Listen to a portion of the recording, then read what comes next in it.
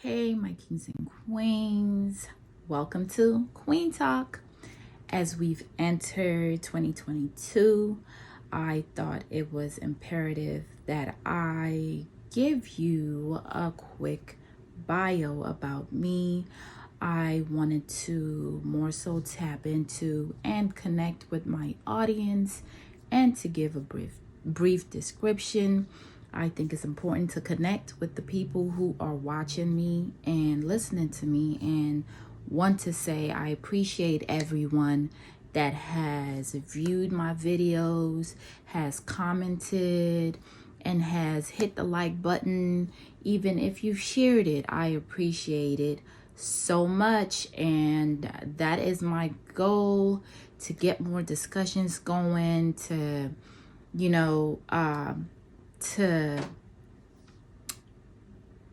have some type of connectivity to my target audience, and also to, to say things that are not of, you don't see this being said a lot lately, but it's growing. And so I'll start with saying, my name is Queenie.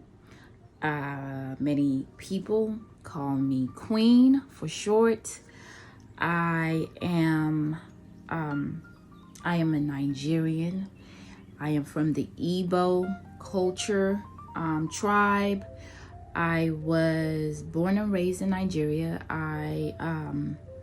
Partially raised, I should say. I came to America at the age of 9 and have been here till now. I am 34.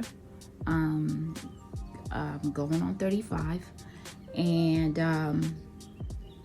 I have two beautiful children. I have a boy and a girl, and I'm just so blessed with them. And also I have and was raised traditional, was raised in Christianity. So I have that background within me. And,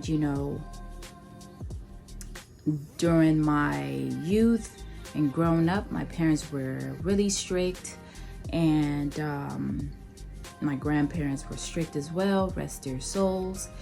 So, I was in a family where, I wasn't allowed to have male friends.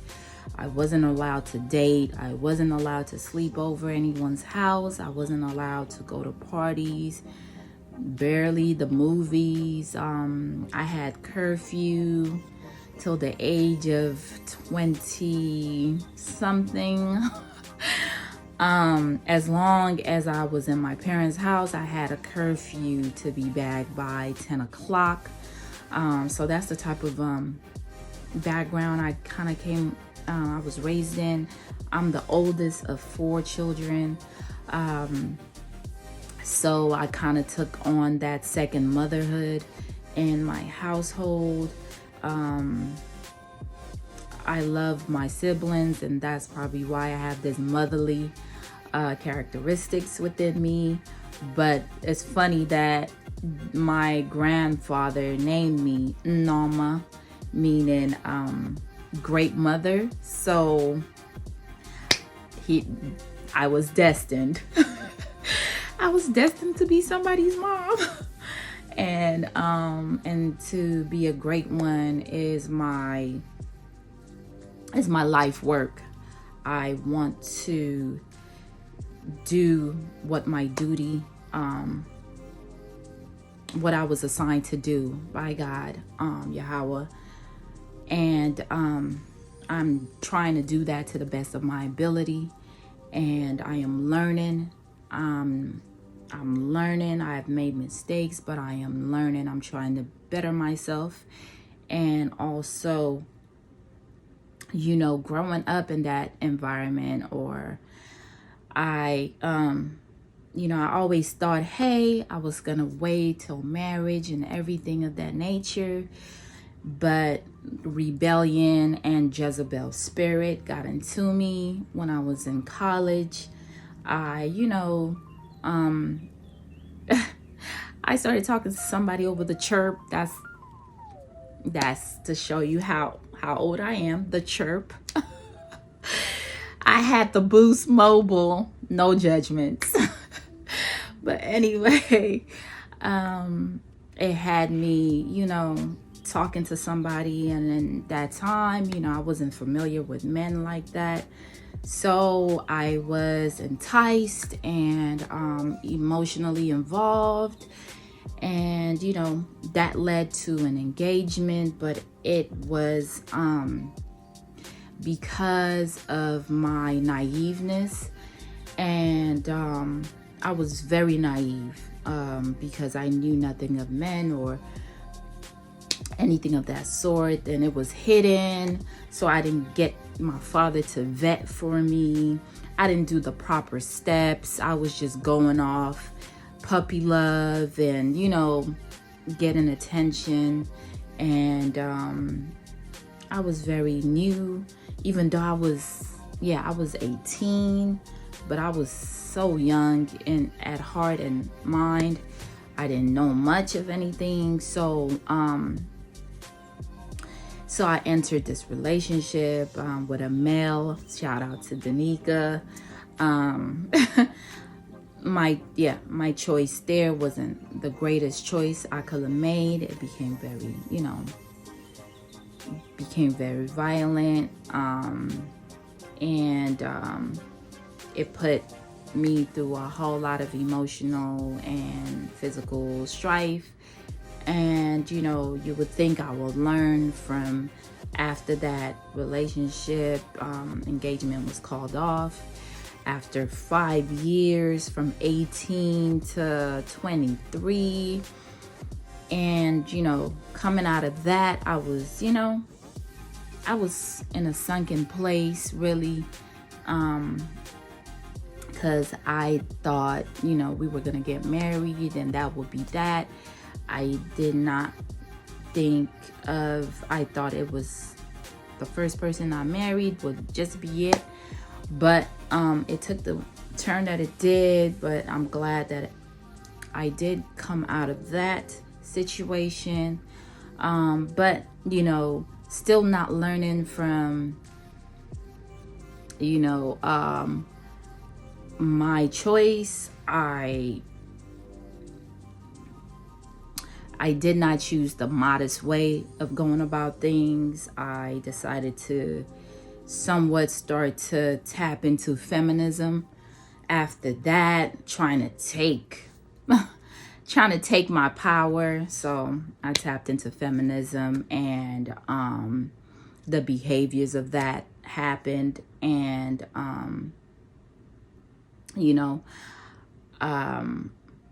I was trying to get married. That was my goal, to get married. But it seemed that I did not start with that on the table. I kind of just had that in mind, that I wanted to get married, but that wasn't something that I voiced initially. So, whatever I got out of those relationships after that was exactly what I put out, which was, we'll see how it goes, but I do want to get married. But that wasn't the first thing I put or said or led with. And that type of behavior led me to my now sadly ex-husband, whom I had our 2 beautiful children with. And of course, I really initially did not have my father to vet him. I had him talk to my mom and things of that nature, even though my mom saw some red flags. But I was too emotionally involved. That's why a man is needed for logic when vetting out these relationships that we women, girls, go into. And we need the men to logically see our counterparts to make a better decision for us, even though we don't see it that way because of what society puts out there in terms of feminism and us owning our bodies, owning this and owning that. First and foremost, it's God that owns us, and then he puts our Father in charge of us in order for him to make the right choices for us. As a man, he's able to see through a man and what a man lacks or doesn't lack for his daughter, because in the end of the day, our fathers wants us to be safe and loved and provided for. So obviously through the vetting system, he will be able to see those things. But if we do leave him out those equations, we get what our emotional selves, we get turmoil, chaos, trauma, and all, the things that we don't want but seem to put out there. And so through that, our relationship was, through my lack of what a wife entails, my lack of knowing that, what I know now, that sex consummates marriage. We didn't have to have a ceremony for us to be married. As long as my father accepts him and accepts our union, and we consummate it with sex, that is marriage. So all these things that I had in my head, about marriage, doing everything full blown and things of that nature, he and I did do a Nigerian traditional marriage, but at that time I still was like, this is not marriage, because he didn't really ask me to marry him. It was more so of agreement between my family and him. So naive. So naive. So the way that I presumed throughout our marriage was not what I should have acted, into. I didn't do the best of my wifely duties. I take full accountability of the things that I did within that marriage, of not taking my full wife duties, because I was not knowledgeable of the state that I was in. It was a marriage. We did do a traditional marriage, and just because he didn't kneel down and flowers and ring and all that, I did not need to belittle the commitment that he did take by going through the traditional marriage with my family and myself. So that's what social media did for me, and my mindset and feminism, went through that turmoil, and sadly the dismissal of the marriage, even though there were other parts to why I had to step away with my children. I just want to focus on my accountability, and focus on what my faults were or what my mindset was. After leaving that situation, I got back into the world again with my feminism and trying to gain back my power and doing some nonsensical acts, not modest of what a godly woman should do, thinking that was giving me some sort of power and control over my life, when it was literally diminishing me and adding more trauma toward me and toward the way that I was viewing men at that time. Even though I always told myself that each person is different, I cannot bring my baggage into the new relationships. But that's not the situations I should have been in at all. But now knowing and having a man that came into my life and truly brought order to my life made me realize who I am and what I was doing, and truly brought that mirror to my face, to show me what I was exhibiting out here, even though I originally was raised Christian and traditional, but I was here being something that my core values was not agreeing with. I was here giving out the wrong signals of some of what I wanted a man to see in me. And my man was able to show me that. My man was able to bring order into my life and the way I was carrying myself. He was able to, put his foot down on what he would not accept from me. I didn't even know that I was poop testing him on certain things that I was doing, but now being more knowledgeable on that, I did poop test him. And ladies, we truly need to watch out for that. And how we do that, I think we do that. We do that unconsciously.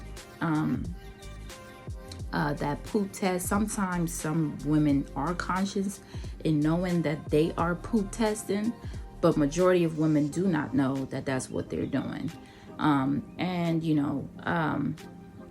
Going to therapy, in therapy, and trying to work out myself and what I am bringing to the community and what I am bringing to my children, what I am bringing to my man, what I'm bringing to my family is that who YAHAWA, God,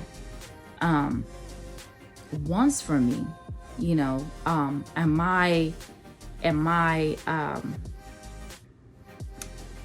Am I doing what my core values are? Am I connecting to that? Is that working simultaneously, or is that working, in unison with what my core values are? And when I noticed that that's not what I was doing, immediately I changed. I am on the journey of change. I am on the journey of being who my core values are. And I am here to say that women, we hold so much power. We are the community. We make the community. We change, how our community is by how we raise our children and how we treat our men and how we show support of our men, because of the emotional power that we have, and how the society has sadly put us up and brought our men down. We truly need to switch that up and use the things that are given to us to uplift our men, not fight against them. That is not our goal as women. As women, we are helpmeets to our men. We are supposed to uplift, respect, support, and love our men in order for them to be who God wants, YAHAWA wants them to be, to cover us, to be in covenant with us, to support us and to love us the way He designed for them to love us. But if we're given the opposite of what He gave us, obviously we will be pushing our men away because of the type of negativity that we are bringing to them.